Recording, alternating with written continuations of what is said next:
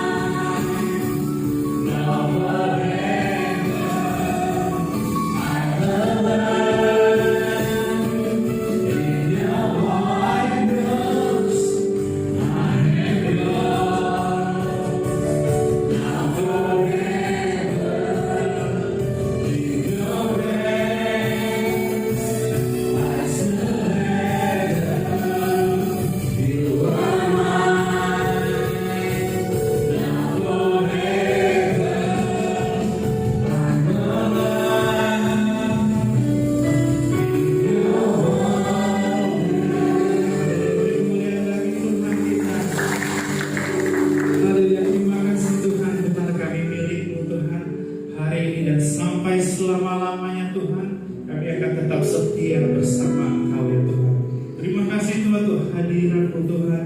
Dan tiba saatnya Tuhan kami mau meninggikan, kami mau bersorak memuji nama-Mu Tuhan.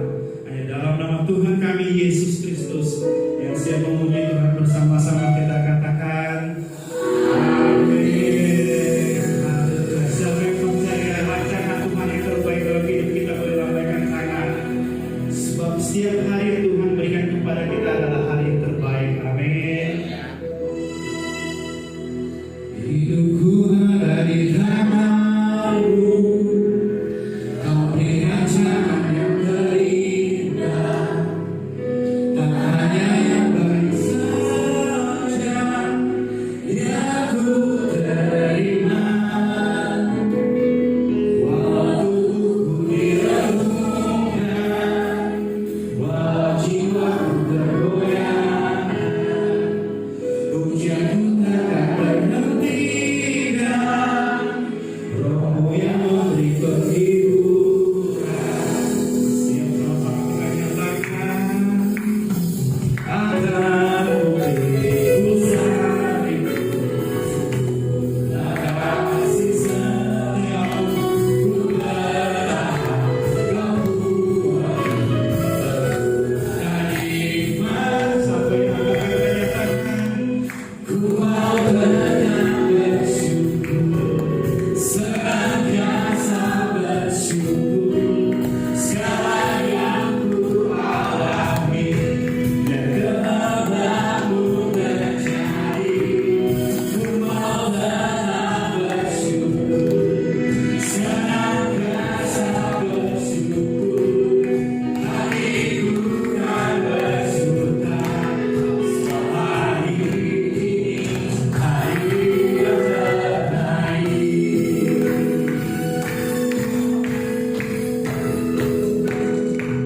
Hidupku ada di tangan-Mu, Kau berikan jalan yang terindah, hanya yang baik saja yang ku terima. Waktu ku direnungkan, jiwaku bergoyah, ujianku takkan berhentikan, Roh yang memberi penghiburan. Katakan suara dan nyatakan, akan ku pikul salibku, jumlah kasih setiamu, ku berharap Kau buat terima-Mu. Sama-sama nyatakan, ku mau benar bersyukur, senantiasa bersyukur, segala yang ku alami dan kehendak-Mu terjadi. Ku mau benar bersyukur, senantiasa bersyukur, hatiku kan bersuka segala hari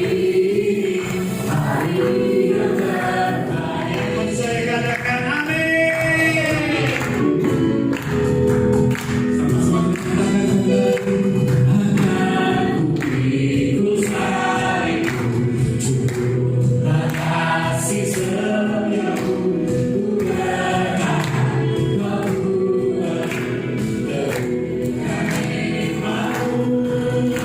Akan ku pikul salibku, jumlah kasih setiamu, ku berharap Kau buat terima-Mu. Akan ku pikul salibku,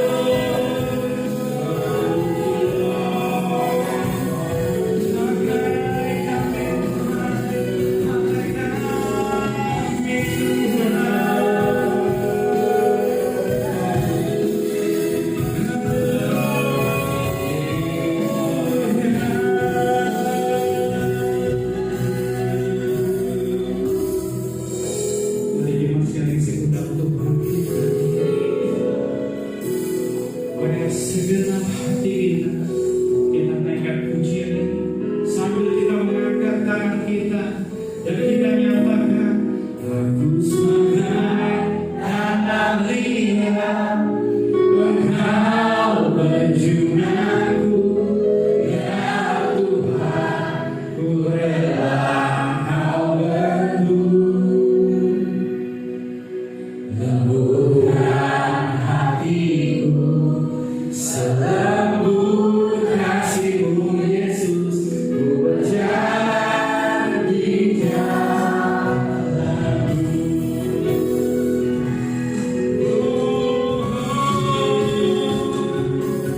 Aku sebagai tanah liat, Engkau penjunaku, ya Tuhan, ku rela Engkau bendung, lembutkan hatiku,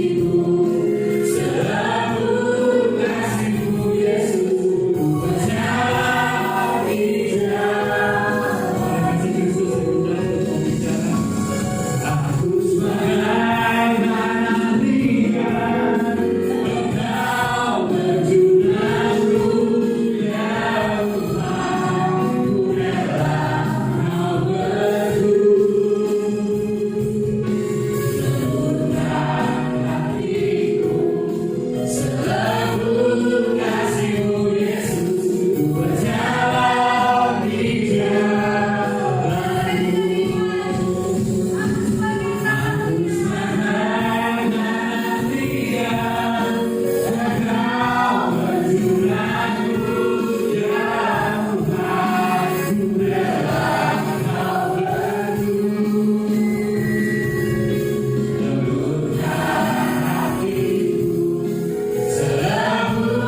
Kasih Kristus yang berbicara.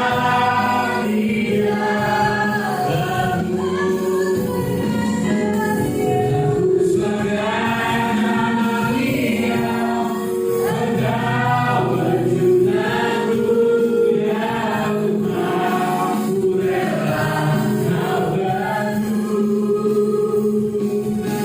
lembutkan hatiku, selembut kasih-Mu Yesus, ku berjalan di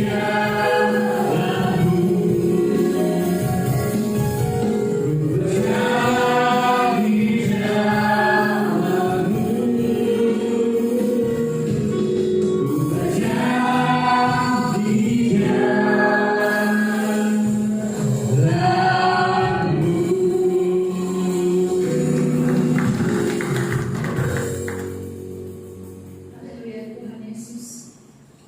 Inilah yang menjadi kerinduan kami ya Tuhan. Engkau melumpuhkan setiap hati kami ya Bapa. Sebagaimana Engkau membentuk tanah liat, kami rela dibentuk oleh kebenaran-Mu ya Tuhan. Bentuk kami seluruh kehendak-Mu ya Bapa, agar kami boleh menyenangkan hati-Mu, Sang Pemilik kehidupan kami. Terima kasih ya Tuhan. Berbicaralah bagi setiap kami, Allah Roh Kudus, Engkau yang memberikan pengertian apa yang menjadi kehendak-Mu bagi setiap kami. Terima kasih ya Tuhan. Kami tundukkan hati kami, pikiran kami di dalam kebenaran firman-Mu. Di dalam nama Tuhan Yesus Kristus, Allah kami yang hidup. Haleluya. Amin. Silakan duduk. Shalom. Puji Tuhan. Bagaimana kabarnya Bapak Ibu Saudara? Puji Tuhan. Bisa dilewati bersama Tuhan. Seberapa banyak di antara kita yang merasakan mengalami kebaikan Tuhan, pertolongan Tuhan, penyertaan Tuhan sepanjang minggu ini? Ya, saya percaya setiap kita mengalami penyertaan Tuhan, kebaikan Tuhan. Amin. Ketika kita mengangkat tangan, saya percaya kita menyadari, jiwa kita menyadari bahwa penyertaan Tuhan itu ada bagi kita. Pertolongan Tuhan itu ada bagi kita.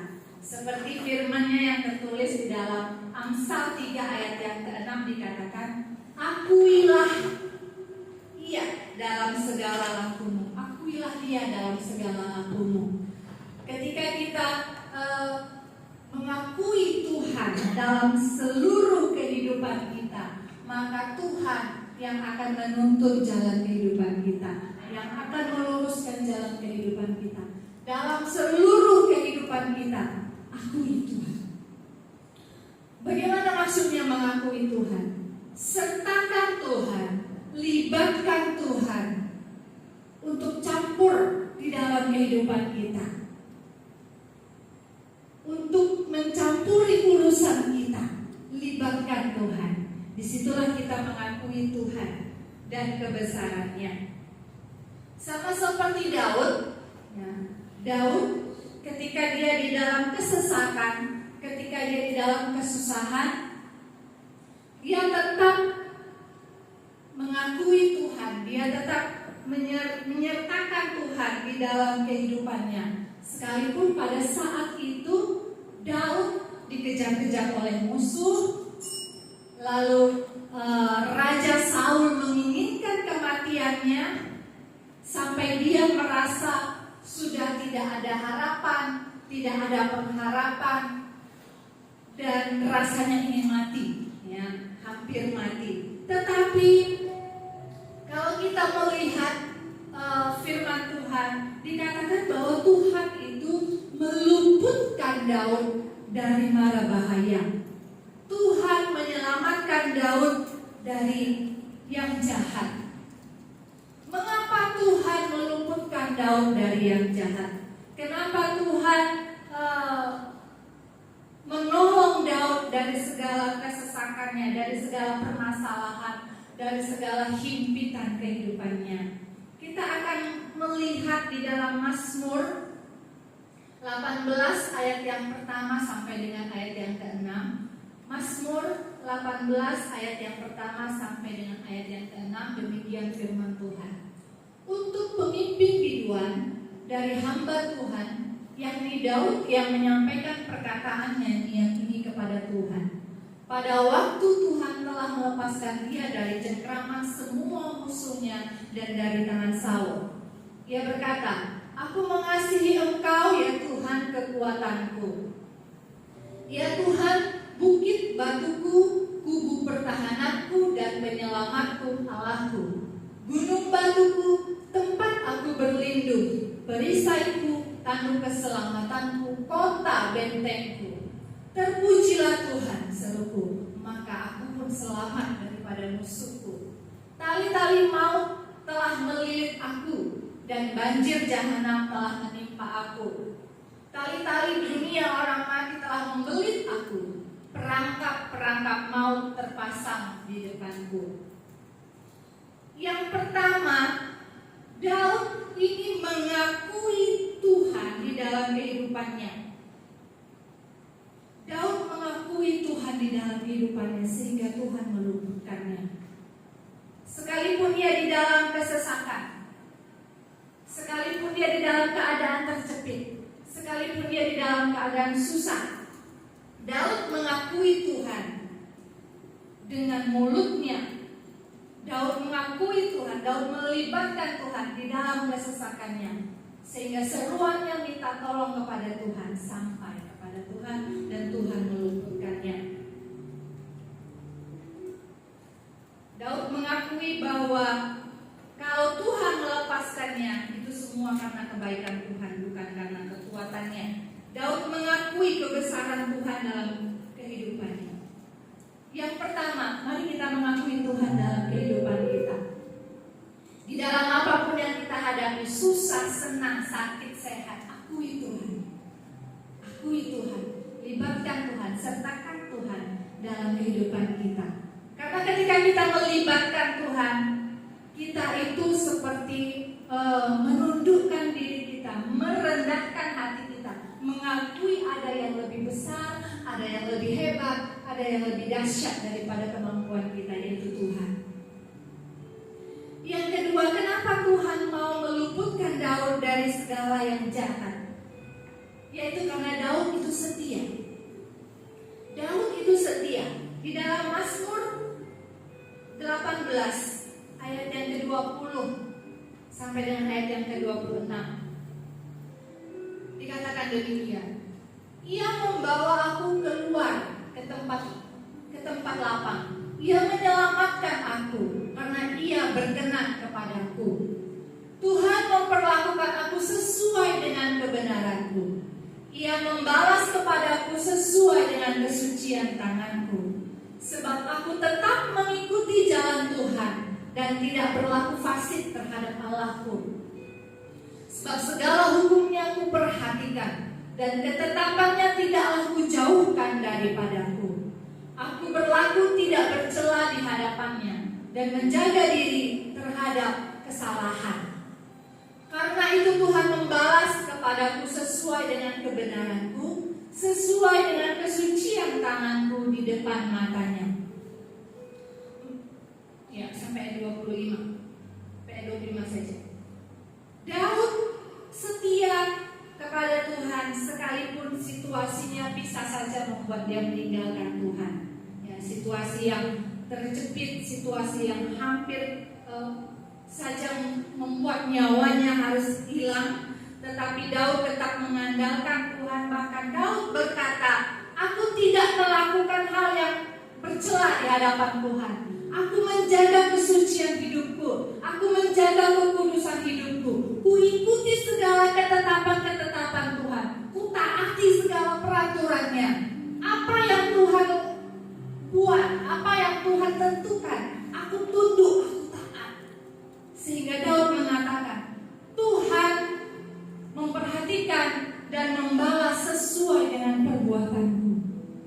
Ketika kita sungguh-sungguh di hadapan Tuhan, strict dalam jalannya Tuhan, menyenangkan hati Tuhan, tidak melakukan apa yang tidak Tuhan kehendaki, setia kepada Tuhan, itu membuat Tuhan melihat kita di dalam kesesakan kita. Seruan kita minta tolong sampai kepada telinganya. Tuhan mengenali suaranya ketika kita berseru kepada Tuhan. Tuhan mengenali suaranya. Sepertinya aku mengenal suara anakku ini. Ini suara anakku. Aku harus datang menolongnya. Aku harus datang membelanya. Aku harus ada untuknya. Tuhan mendengar seruan orang yang datang kepadanya, seruan orang yang benar di hadapannya. Seperti apa yang dilakukan oleh Daud. Daud tetap setia kepada Tuhan, tidak melakukan yang jahat. Sehingga ketika dia berseru kepada Tuhan, di dalam kesesakannya, di dalam kesusahannya, Tuhan menyendengkan telinganya. Karena Tuhan mengenali suaranya.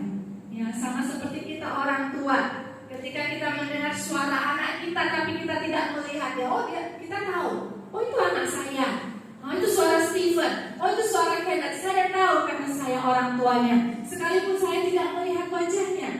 Ya, demikian dengan Tuhan, ketika Tuhan mengenali suara kita, maka Dia tahu siapa yang memanggil Dia.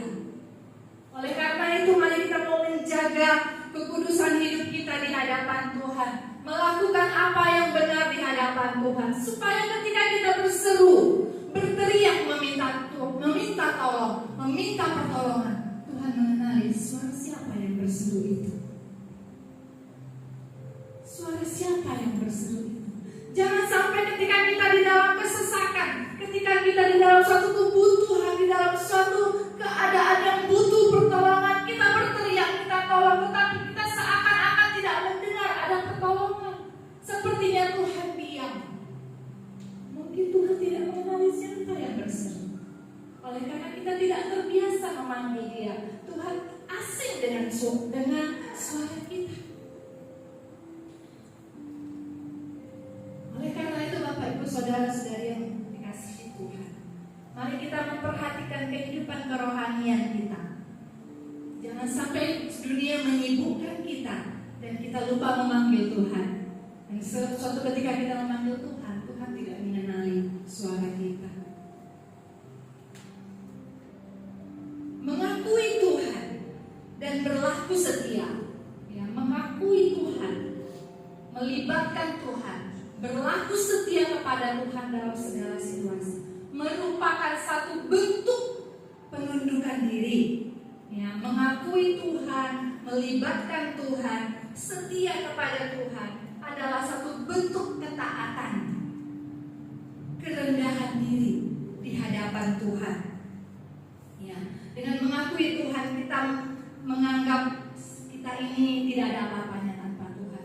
Dengan mengakui Tuhan, kita menganggap Tuhan lebih besar, Tuhan lebih mampu dari kita. Itu merupakan bentuk kerendahan hati. Ya, kerendahan hati. Tetapi kalau misalnya, saya bisa begini. Itu tanpa melibatkan Tuhan, itu suatu bentuk kesombongan. Ya, dan Tuhan membenci suatu kesombongan. Tetapi pengakuan akan Tuhan, mengakui Tuhan dalam segala laku kita, setia kepada Tuhan adalah suatu bentuk penundukan diri kepada Tuhan, ketaatan kepada Tuhan. Dan bentuk penundukan diri yang bisa kita lakukan yaitu masuk di dalam hubungan dengan Tuhan, yaitu berdoa. Seringkali kita berdoa, lalu kita di satu titik kita mulai malas berdoa, bahkan kita mulai meninggalkan doa, karena di dalam benak kita, di dalam pikiran kita, doa sama dengan jawaban. Berdoa berarti menerima jawaban. Ya, karena kita berdoa itu kan selalunya kayak ini ya, kayak struk belanjaan bulanan gitu ya, panjang gitu ya.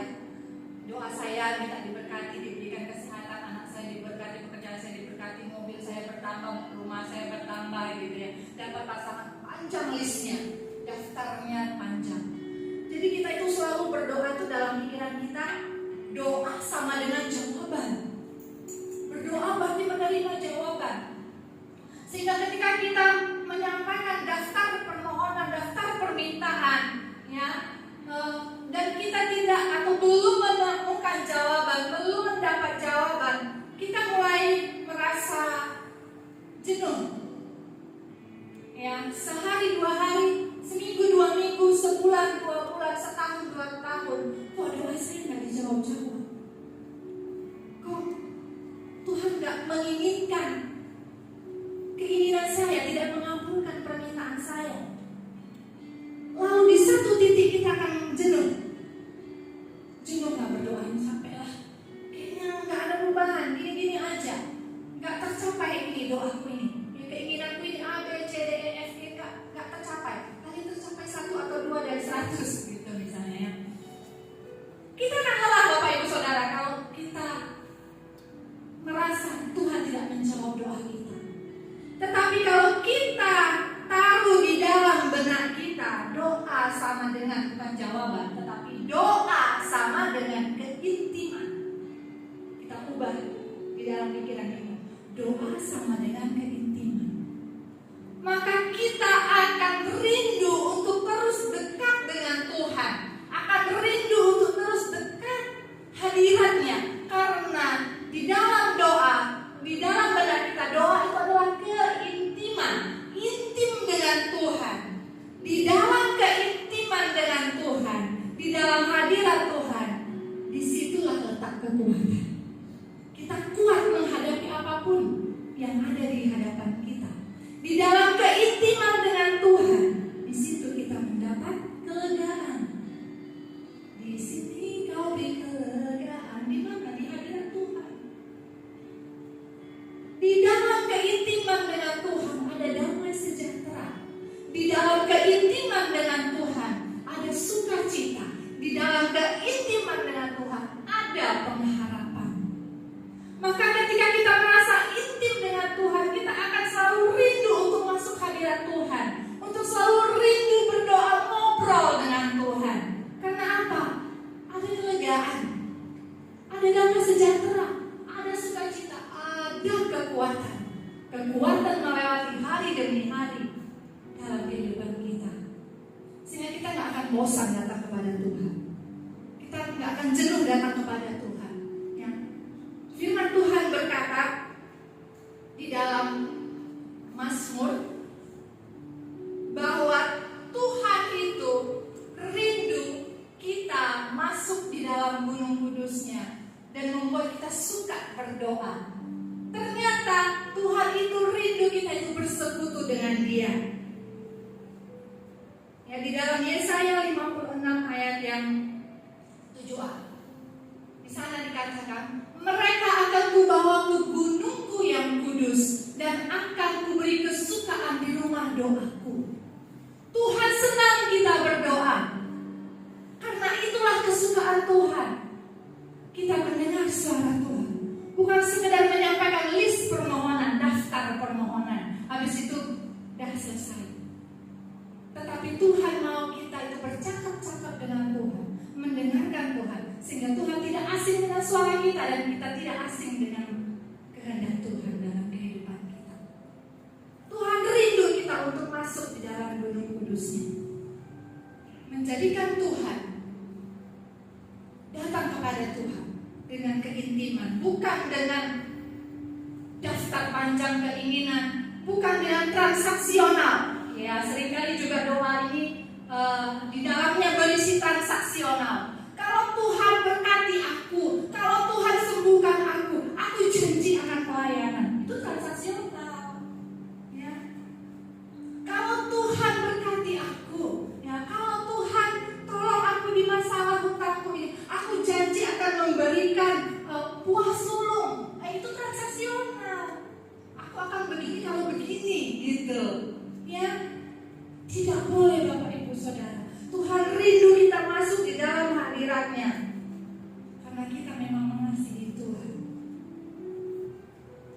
Tentu kita menjawabkan jawaban doa, tetapi motivasi itu tingkatnya masih rendah, ya. Tetapi kalau kita di dalam benak kita, doa berarti keintiman. Tuhan lebih mengerti apa yang kita butuhkan kok. Ya, firman Tuhan berkata, semua yang kamu perlukan aku bisa sediakan. Semua. Bukan Tuhan gak tahu kebutuhan, keperluan kita, keinginan kita. Bukan Tuhan gak tahu, Tuhan tahu. Tetapi ketulusan hati datang ke hadapan Tuhan, itu yang menyenangkan hati Tuhan. Yang kedua Bapak Ibu Saudara, doa merupakan keintiman. Lalu yang kedua, firman Tuhan. Firman Tuhan adalah bagian yang penting dari kehidupan orang Kristen. Firman Tuhan harus kita tahu. Ya, setiap agama itu memiliki kitab suci, benar? Ya. Setiap agama memiliki kitab suci dan kitab suci kita adalah apa? Alkitab. Pertanyaannya, apakah kita tahu isi Alkitab kita? Tahu nggak? Kebanyakan orang sih nggak tahu. Kenali kitab sucimu Bapak Ibu Saudara. Kenali Alkitabmu. Kenapa? Karena kita orang Kristen, orang sebelah aja sangat mendalami kitab sucinya. Bahkan mereka mewajibkan dirinya untuk menghafal isi kitab sucinya. Bagaimana dengan kita? Apakah kita sudah mewajibkan diri kita untuk membaca kitab suci kita? Kenapa? Karena kitab suci kita ini ya Alkitab, bukan kitab yang lain, bukan kitab primbon, tetapi Alkitab. Apakah kita sudah mengenali Alkitab kita? Isinya apa? Karena Bapak Ibu Saudara, seringkali juga orang berkata, saya ini tidak bisa mengerti ketika saya membaca firman Tuhan. Bawaannya ngantuk. Memang ngantuk, apalagi warnanya cuma hitam putih, nggak berwarna ya. Kalau mau berwarna itu Alkitab anak-anak, itu berwarna, banyak gambar-gambar. Ya. Tetapi Alkitab ini memang tidak ada warna, membosankan. Kalau kita menganggap itu membosankan, melelahkan mata, lebih enak scrolling di handphone berwarna, gitu ya, menarik. Tetapi Bapak Ibu Saudara, ketika kita membaca firman Tuhan lalu kita berargumen nggak ngerti baca firman, ini bukan menjadi alasan. Kita jangan fokus kepada apa yang kita tidak mengerti. Ingat, ketaatan, penundukan diri dalam bentuk doa dan juga membaca firman. Jangan fokus kepada apa yang kita tidak mengerti. Jangan fokus kepada apa yang kita tidak pahami ketika kita membaca firman, tetapi fokus saja kepada apa yang Bapak Ibu Saudara mengerti. Dan lihatlah bagaimana Tuhan menambahkan pengertian demi pengertian, meningkatkan rahasia demi rahasia firman Tuhan bagi kita. Ketika kita taat, ya, karena ketaatan itu bukan karena kita mengerti. Oh, saya baca firman karena saya mengerti. Tidak. Sama seperti ketika kita makan. Hari ini kita makan, kemarin kita makan, minggu yang lalu kita makan, tahun yang lalu kita makan. Kalau saya tanya, Pak Aceh tahun lalu Pak Aceh makan apa? Ingat nggak Pak? Nggak ingat. Kita baca firman bukan untuk kita ingat tahun depan saya baca apa hari ini. Bukan. Tetapi kita makan untuk apa? Manusia makan untuk dia bertumbuh, benar? Membentuk otot-ototnya menjadi kuat, menjadi sehat. Bukan untuk dihafalin. Minggu lalu saya makan apa? Semalam saya makan apa? Bukan untuk dihafalin. Tapi kita makan nggak tiap hari? Makan. Kita bertumbuh, kita sehat. Apalagi makan kalau makanannya sehat. Demikian dengan firman. Bukan untuk kita hafal apa yang kita baca, tetapi kita perlu baca tiap hari dalam ketaatan secara rutin. Maka otot-otot rohani kita akan dikuatkan, Bapak Ibu Saudara. Otot-otot rohani kita akan dikuatkan semakin kuat. Kenapa? Karena kita kasih makan. Otot rohani kita kasih makan. Jangan kita fokus kepada apa yang kita tidak mengerti. Baca saja di dalam ketaatan. Karena firman Tuhan membuat kita tumbuh di dalam pengenalan akan Tuhan. Kita kenal Tuhan kita dari mana? Dari pembacaan akan firman. Ada banyak janji Tuhan dan lain sebagainya. Asalkan kita taat, setia membaca firman Tuhan. Apalagi sekarang Bapak Ibu Saudara, informasi itu gampang didapat ya, dari YouTube, dari mana untuk saudara bisa mengerti firman Tuhan. Oleh karena itu jangan jauh firman Tuhan daripada kehidupan kita. Lakukan sebagai bentuk ketaatan kita kepada Tuhan.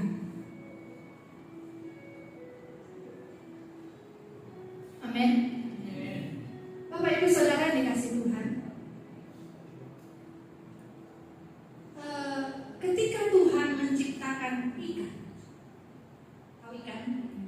Ketika Tuhan menciptakan ikan, Dia berfirman kepada laut. Ya, Dia bilang, hendaklah dalam air berkeriapan makhluk yang hidup. Ya, makhluk yang hidup di dalam air, ikan dan teman-temannya. Lalu ketika Tuhan menciptakan pohon, tumbuh-tumbuhan, Dia berfirman kepada tanah, aku memberikan kepadamu segala tumbuh-tumbuhan yang berbiji di seluruh bumi. Tanah menghasilkan tumbuh-tumbuhan, pohon berasal dari tanah. Tuhan berfirman. Tetapi ketika Tuhan menciptakan Bapak Ibu Saudara dan saya, ketika Tuhan hendak menciptakan manusia, Dia berkata kepada dirinya sendiri, baiklah kita menciptakan manusia menurut gambar dan rupa kita. Maka jadilah manusia. Kalau Tuhan menciptakan ikan, Dia berfirman kepada air. Jika Tuhan menciptakan tumbuh-tumbuhan, Dia berfirman, Dia berbicara, ya, jadilah kepada tanah. Tapi ketika Tuhan menciptakan manusia, Dia berbicara kepada dirinya sendiri. Maka kalau kita mengambil ikan dari air, dia akan mati, benar? Kita mencabut pohon, tanaman dari tanah, dia akan mati, benar? Demikian kalau kita tidak tertanam di dalam Tuhan, kita mati. Oleh karena itu kita perlu terhubung dengan Tuhan supaya kita hidup. Karena alam kita ini adalah Tuhan. Lingkungan kita, tempat kita hidup adalah bersumber dari Tuhan. Jadi kalau kita tidak tertancap, tidak tertanam dengan Tuhan, kita ini mati. Di luar Tuhan kita ini mati. Kita perlu doa-doa kita, di dalam pengertian kita akan Tuhan melalui firman-Nya. Sebab kita tidak bisa hidup tanpa Tuhan. Ya. Sama seperti air tanpa ikan, laut tanpa ikan tetaplah laut. Tapi ikan tanpa air tidak ada apa-apanya, tidak ada artinya, tidak ada. Tanah tanpa tanaman, tanpa pohon tetaplah tanah. Tetapi pohon tanpa tanah tidak bisa. Tidak bisa. Tuhan tanpa manusia, dia tetap Tuhan. Tetapi manusia tanpa Tuhan bisa apa? Tidak bisa. Oleh karena itu Bapak Ibu Saudara dikasihi Tuhan, apapun situasi kondisi kehidupan kita, tetaplah terhubung dengan pemberi kehidupan itu, dengan Tuhan. Apapun situasinya, kesulitannya, ya, pergumulannya, hari-hari ini jangan tinggalkan Tuhan. Tetap terhubung dengan Tuhan. Karena bersama Dia kita pasti hidup. Ya. Ketika kita percaya kepada Tuhan, banyak kali orang berpikir bahwa kehidupan kekal dimulai setelah kematian. Kehidupan kekal tidak dimulai setelah kematian, tapi kehidupan kekal dimulai ketika kita terima Yesus. Ketika kita terima Yesus, kita menerima kehidupan kekal. Tetapi kita harus tetap terhubung dengan Tuhan agar kita tetap hidup, agar kita bisa menikmati nafas kehidupan yang dari Tuhan. Amin.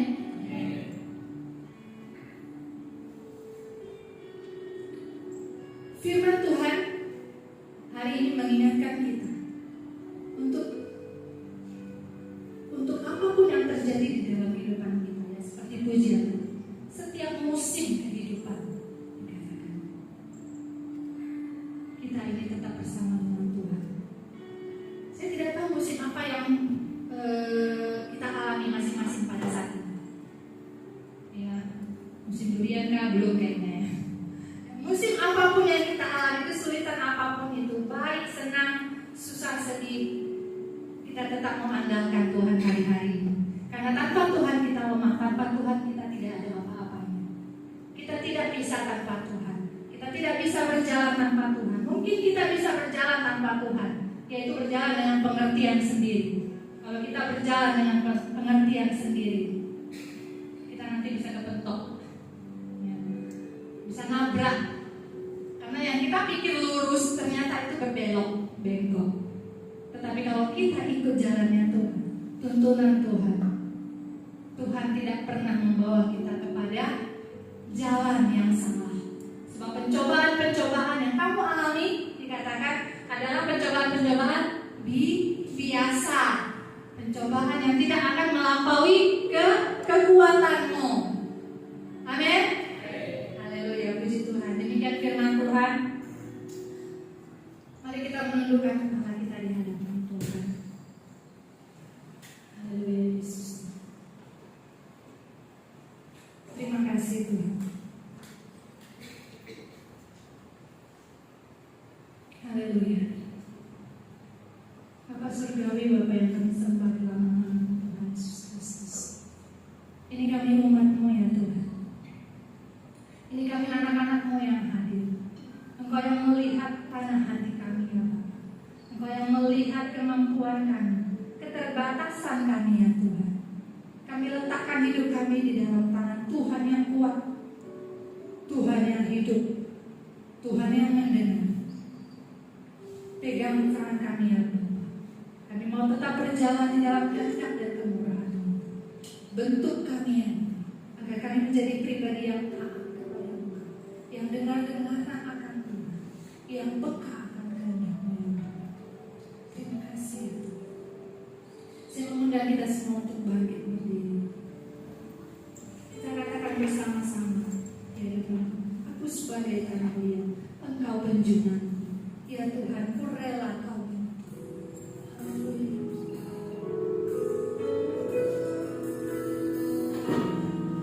Yes.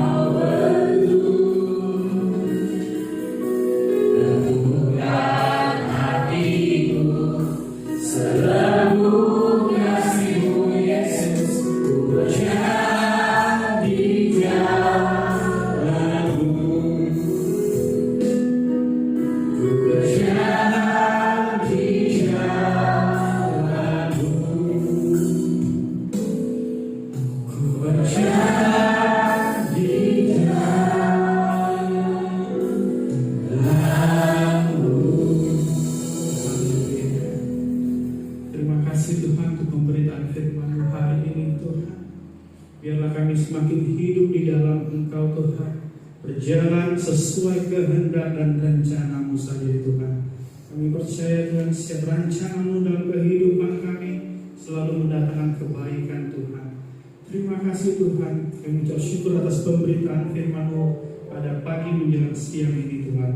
Terima kasih Tuhan, hanya dalam nama Tuhan kami Yesus Kristus. Haleluya. Amin. Baik, jemaat dipersilakan duduk kembali. Diberkati firman Tuhan hari ini. Amin. Haleluya, saya sangat diberkati. Boleh saya sharing sebentar? Ya. Jadi doa itu bukanlah sebuah jawaban, namun adalah sebuah keintiman. Itu yang saya lakukan dalam keseharian saya. Jadi saya percaya setiap pribadi kita, siapa yang tidak memiliki pergumulan? Semua pasti punya ya. Saya selalu berdoa kepada Tuhan, saya selalu meminta. Yang namanya kita berdoa pasti kita meminta ya. Tapi selalu saya akhiri dengan sebelum saya menerima semua itu, Tuhan biarlah Kau pakai aku terlebih dahulu, dan biarlah kehendak-Mu yang jadi atasku, bukan kehendak-Ku. Amin ya Bapak Ibu ya. Jadi kita berdoa itu bukan seperti yang Ibu Emi katakan tadi, bertransaksi kepada Tuhan. Saya lagi setiap minggu saya pelayanan di sini, saya Telegram, saya WM, itu saya tidak lagi bertransaksi sama Tuhan. Tapi karena saya sadar hidup saya ini milik siapa, jadi saya harus memberikan hidup saya harus mengasihi Tuhan karena Dia terlebih dahulu mengasihi saya dan Ibu semua, Bapak semuanya. Amin.